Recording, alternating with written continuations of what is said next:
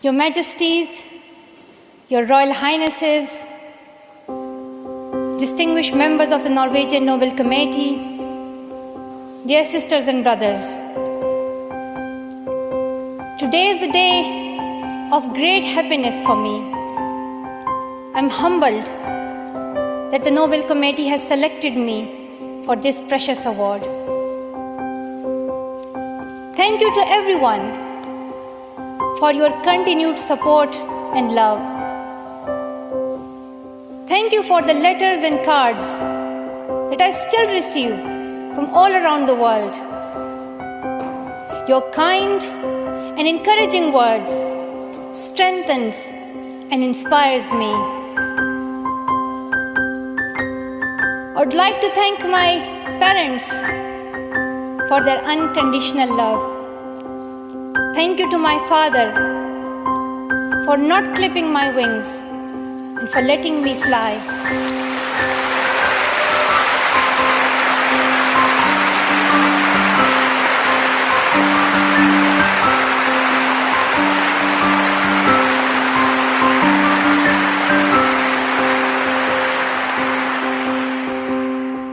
Thank you to my mother for inspiring me to be patient and to always speak the truth, which we strongly believe is the true message of Islam. And also, thank you to all my wonderful teachers who inspired me to believe in myself and be brave. I'm proud, but in fact I'm very proud to be the first Pashtun, the first Pakistani, and the youngest person to receive this award.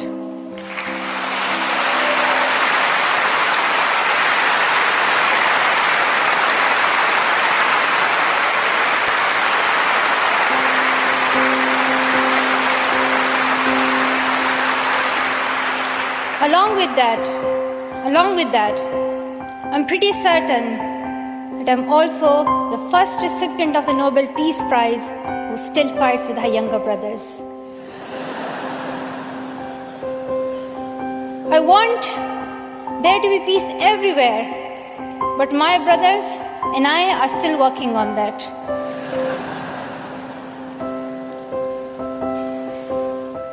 I'm also honored to receive this award together with Kailash Satyarthi, who has been a champion for children's rights for a long time, twice as long, in fact, than I have been alive.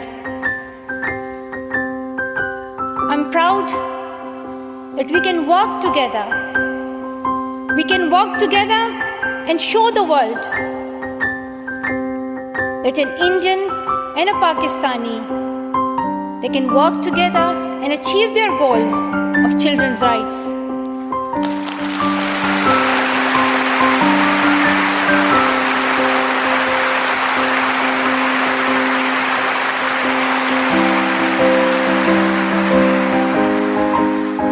Dear brothers and sisters, I was named after the inspirational Malala of Maiwand, who is the Pashtun Joan of Arc. The word Malala means grief-stricken, sad. But in order to lend some happiness to it, my grandfather would always call me Malala, the happiest girl in the world. And today, I'm very happy that we are together fighting for an important cause. This award is not just for me. It is for those forgotten children who want education. It is for those frightened children who want peace.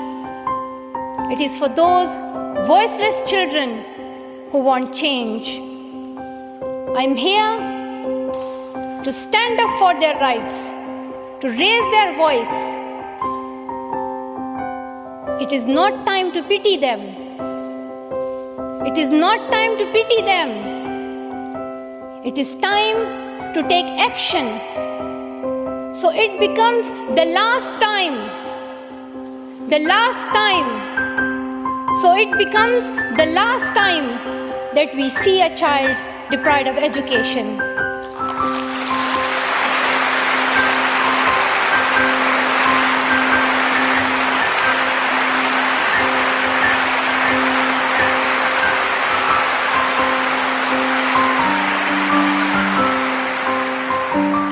I have found that people describe me in many different ways. Some people call me the girl who was shot by the Taliban, and some the girl who fought for her rights. Some people call me a Nobel laureate now. However, my brothers still call me that annoying bossy sister. As far as I know, I'm just a committed and even stubborn person who wants to see every child getting quality education, who wants to see women having equal rights, and who wants peace in every corner of the world.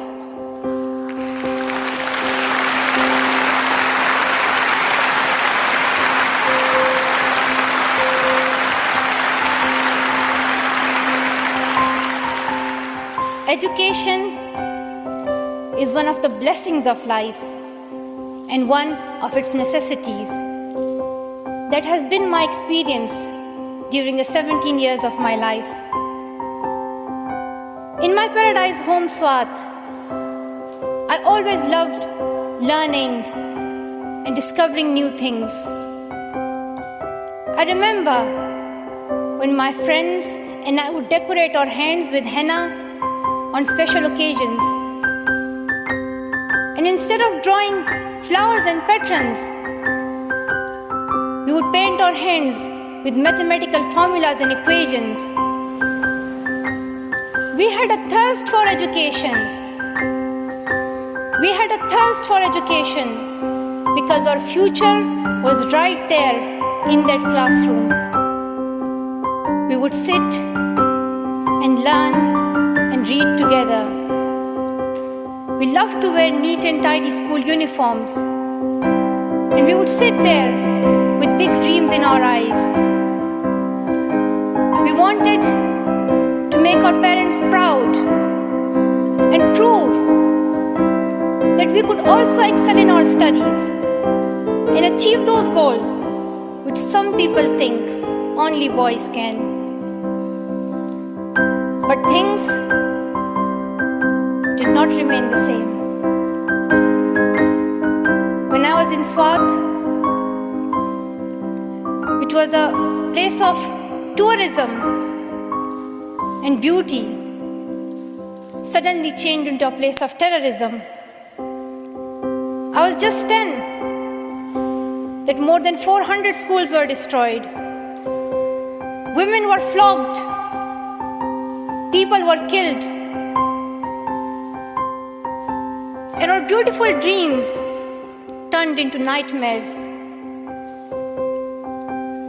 Education went from being a right to being a crime. Girls were stopped from going to school. We could not just stand by and see those injustices of the terrorists, denying our rights, ruthlessly killing people and misusing the name of Islam. We decided to raise our voice and tell them, have you not learned that in the Holy Quran Allah says, if you kill one person, it is as if you kill the whole humanity? Do you not know that Muhammad, peace be upon him, the Prophet of mercy, he says, do not harm yourself or others. And do you not know that the very first word of the Holy Quran is the word Iqra, which means read? The terrorists tried to stop us and attacked me and my friends who are here today. on our school bus in 2012. But neither their ideas nor their bullets could win. We survived. And since that day, our voices have grown louder and louder.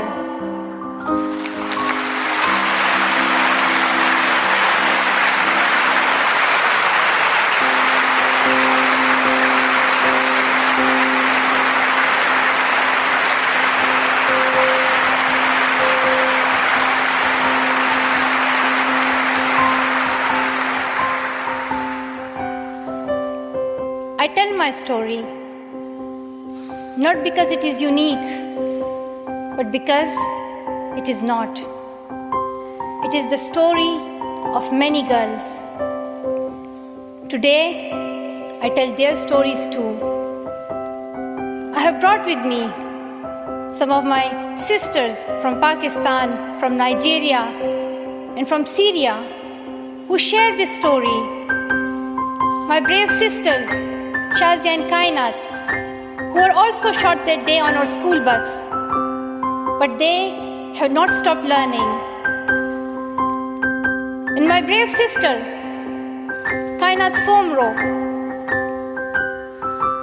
who went through severe abuse and extreme violence. Even her brother was killed, but she did not succumb. Also my sisters here, whom I have met during my Malala Fund campaign.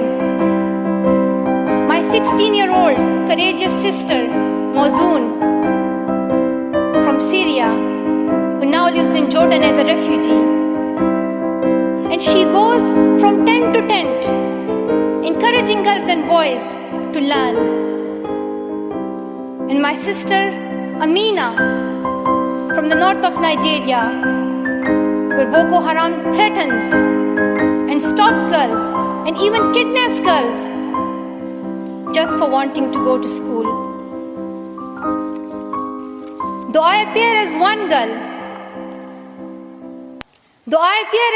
girl, one person who is 5 foot 2 inches tall, if you include my high heels, it means I'm 5 foot only. I am not a lone voice. I am many. I am Malala, but I'm also Shazia. I'm Kainat Somro. I am Mozoon. I am Amina. I am those 66 million girls who are deprived of education. And today, I'm not raising my voice. It is the voice of those 66 million girls.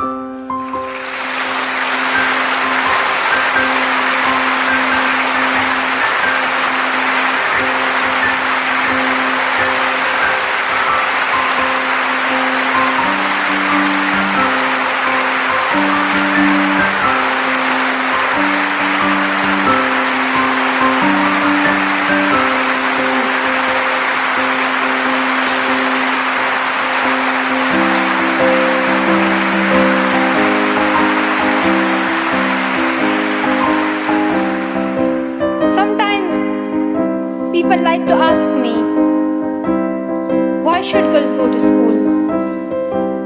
Why is it important for them? But I think the more important question is, why shouldn't they?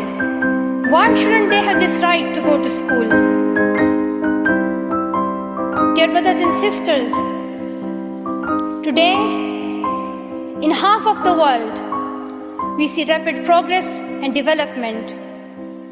However, there are many countries where millions still suffer from the very old problems of war, poverty, and injustice. We still see conflicts in which innocent people lose their lives and children become orphans. We see many people becoming refugees in Syria, Gaza, and Iraq. In Afghanistan, we see families being killed in suicide attacks and bomb blasts. Many children in Africa do not have access to education because of poverty. And as I said, we still see girls who have no freedom to go to school in the north of Nigeria.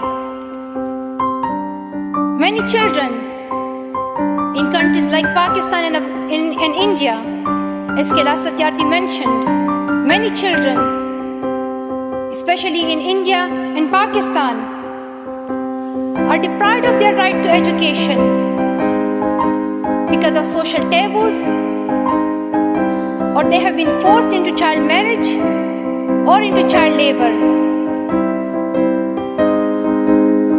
One of my very good school friends, the same age as me,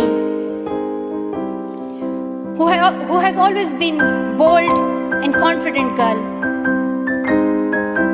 dreamed of becoming a doctor. But her dream remained a dream. At the age of 12, she was forced to get married. And then soon, she had a son. She had a child when she herself was a child, only 14. I know that she could have been a very good doctor, but she couldn't because she was a girl. Her story is why I dedicate the Nobel Peace Prize money to the Malala Fund to help give girls quality education everywhere, anywhere in the world, and to raise their voices. The first place this funding will go to is where my heart is, to build schools in Pakistan, especially in my home of Swat and Shangla.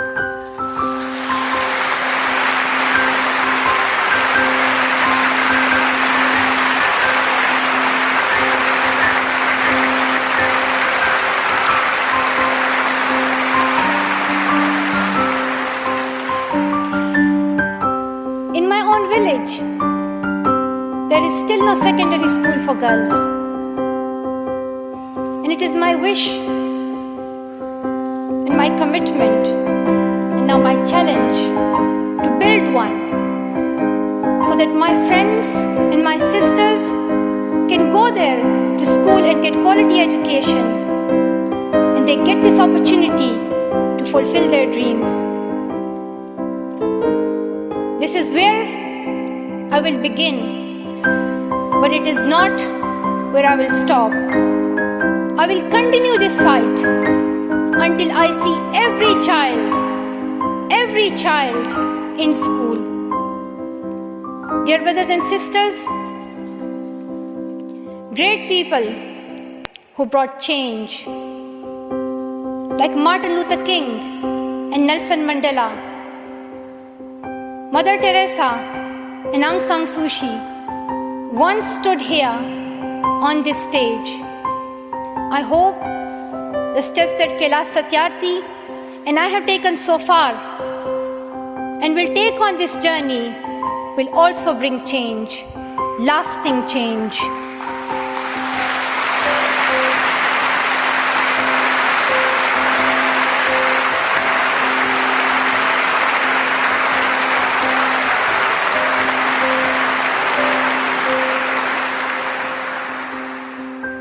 My great hope is that this will be the last time. This will be the last time we must fight for education. Let's solve this once and for all. We have already taken many steps. Now it is time to take a leap. It is not time to tell the world leaders to realize how important education is. They already know it. Their own children are in good schools. Now it is time to call them to take action for the rest of the world's children. We ask the world leaders to unite and make education their top priority. 15 years ago, the world leaders decided on a set of global goals, the Millennium Development Goals. In the years that have followed, we have seen some progress. The number of children out of school has been halved, as Kailash Satyarthi said.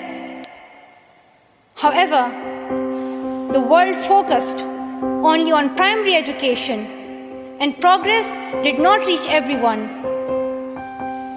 In year 2015, representatives from all around the world will meet in the United Nations to set the next set of goals, Sustainable Development Goals. This will set the world's ambition for the next generations. The world can no longer accept that basic education is enough. Why do leaders accept that for children in developing countries, only basic literacy is sufficient when their own children do homework in algebra, mathematics, science, and physics? Leaders must seize this opportunity to guarantee a free, quality, primary and secondary education for every child.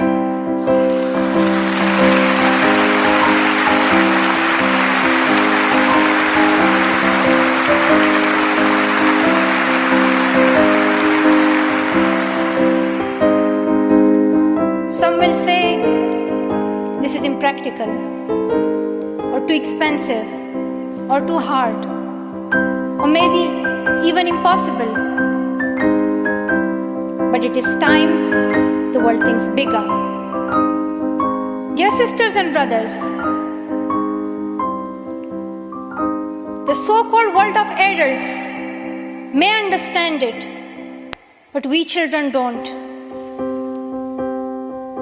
Why is it that countries which we call strong are so powerful in creating wars, but are so weak in bringing peace? Why is it?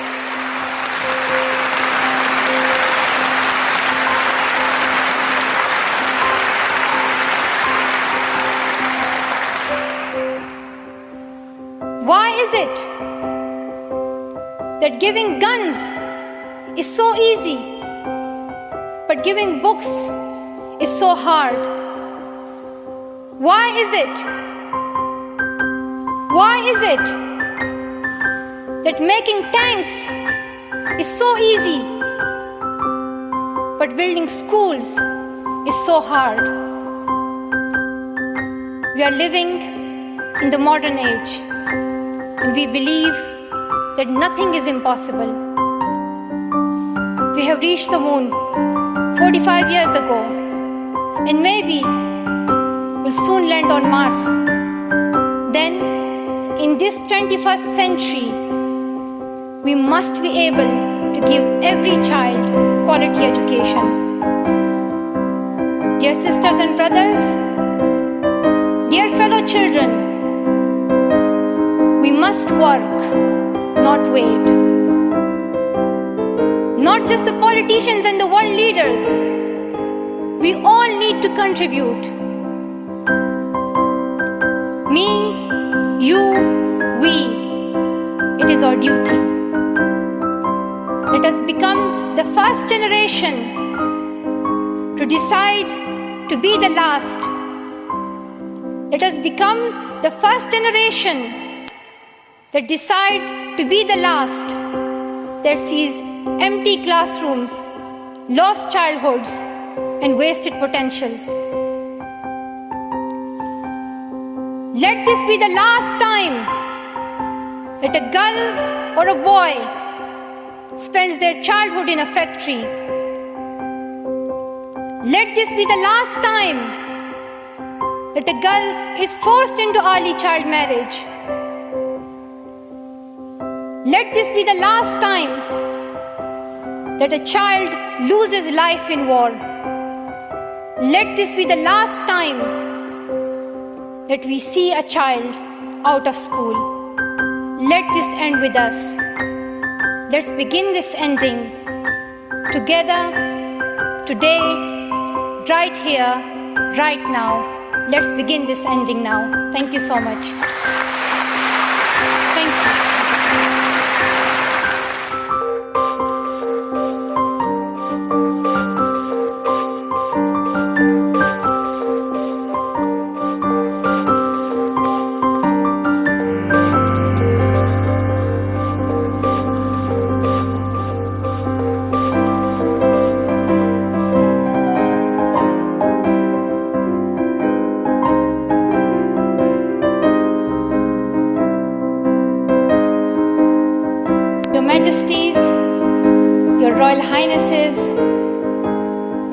Distinguished members of the Norwegian Nobel Committee, dear sisters and brothers,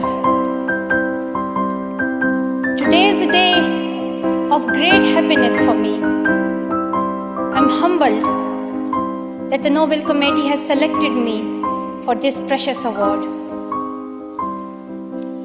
Thank you to everyone for your continued support and love. Thank you for the letters and cards that I still receive from all around the world. Your kind and encouraging words strengthens and inspires me. I would like to thank my parents for their unconditional love. Thank you to my father for not clipping my wings and for letting me fly.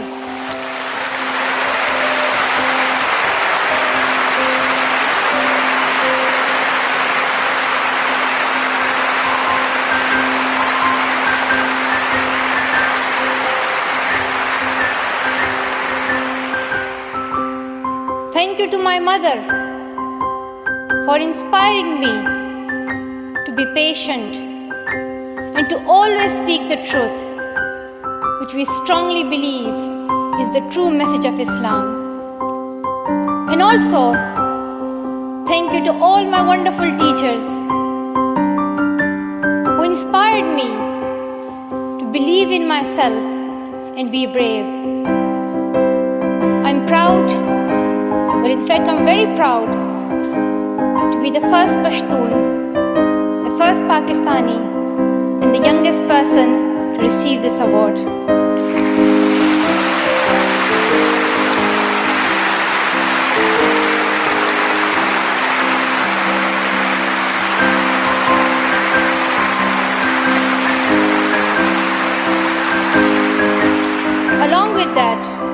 Along with that, I'm pretty certain that I'm also the first recipient of the Nobel Peace Prize who still fights with her younger brothers. I want there to be peace everywhere, but my brothers and I are still working on that.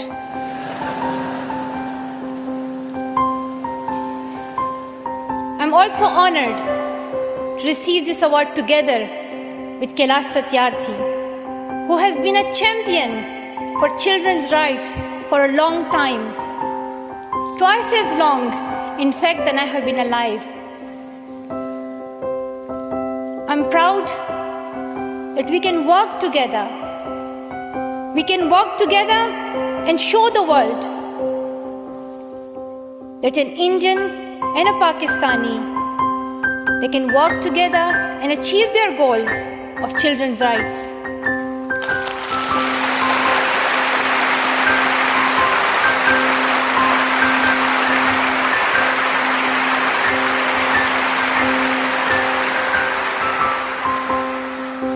Dear brothers and sisters, I was named after the inspirational Malala of Maiwand, who is the Pashtun Joan of Arc. The word Malala means grief-stricken, sad. But in order to lend some happiness to it, my grandfather would always call me Malala, the happiest girl in the world. And today, I'm very happy that we are together fighting for an important cause. This award is not just for me. It is for those forgotten children who want education. It is for those frightened children who want peace. It is for those voiceless children who want change. I'm here to stand up for their rights, to raise their voice,